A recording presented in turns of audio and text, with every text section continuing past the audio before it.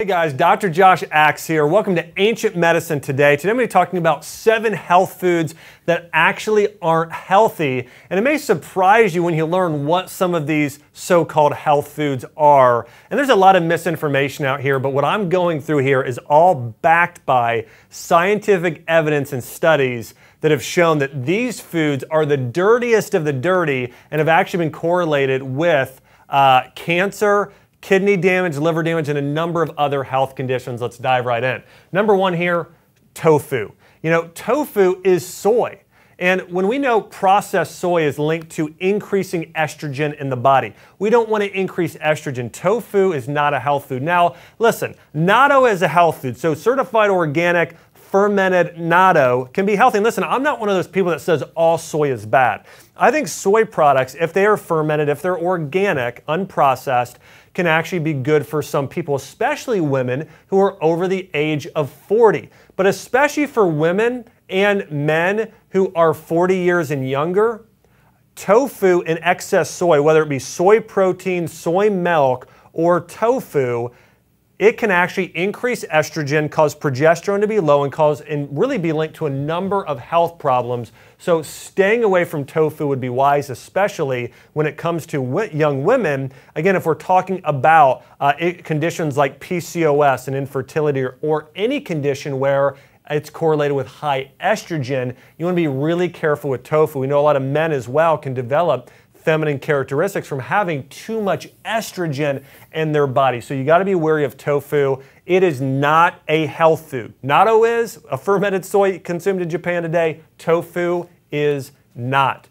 Number 2 is shrimp. Now, shrimp is the dirtiest food in the ocean, or one of at least. And so you've probably heard me say before that farm-raised fish isn't good. Now, I'll tell you that the majority of shrimp we're consuming today, some of it is done in a really small enclosed area. Those shrimp are dirty. But here's the thing, just the nature of shrimp, they're bottom feeders. And a clinical study, that's right, a study found that shrimp is actually the dirtiest type of seafood available today. They're bottom feeders. They're high in a compound called dioxins.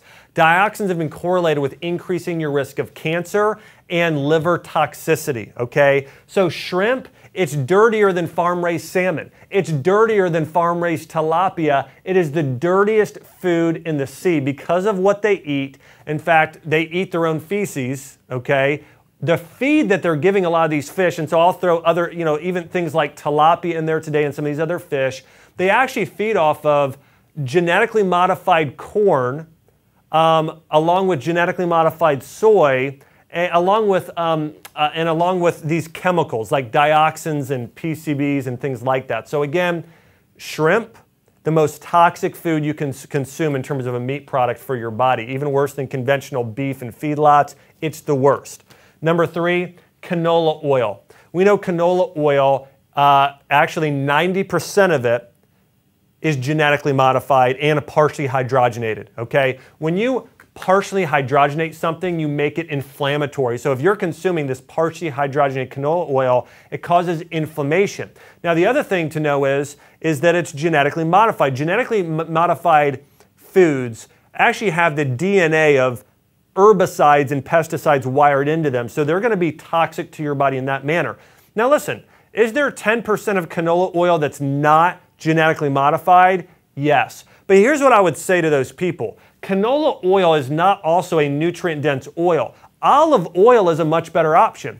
Coconut oil is a much better option, even if there is 10% of canola, which almost no one, listen, if you're a person who thinks, hey, this canola oil I'm using, it's probably organic and non-GMO, unless it says organic on the label, you got to know it is genetically modified, okay? So again, don't go with the benefit of the doubt. 90% of the time it's GMO, but even if it's not, olive oil is a better option. Canola oil, or avocado oil is a better option. Coconut oil is a better option.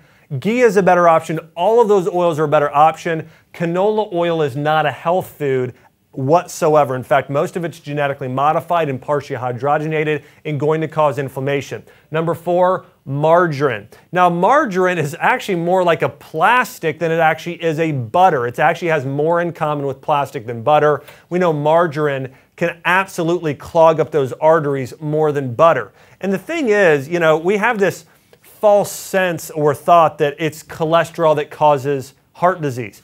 High cholesterol doesn't cause heart disease. In fact, it's all about your cholesterol ratio. You should have higher levels of HDL, lower levels than what most people realize of LDL. And you want your HDL to be, you know, really up above 60 ideally. And that's going to mean you're going to have really a healthy brain and nerve system.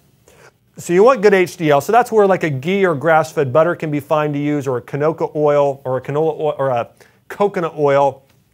Margarine, though, can cause inflammation. It's just not recognized by the body. So because of that, it's going to cause inflammation. You want to stay away from margarine. Hey, listen, real butter is better than margarine. Doing a grass-fed butter or a ghee, a much better option, or even something like a coconut oil or avocado oil, better yet. Number 5, agave nectar. Now, agave really is not a health food. Most agave is processed, and I think that you're much better off using a raw local honey. Okay, agave is very high in sugar and doesn't have the microbes and the vitamins and nutrients that honey has. For that reason, it's going to be much more damaging to the body. So again, agave really is not a health food. It's really high in sugar, going to cause inflammation because of all the sugar, affect insulin levels.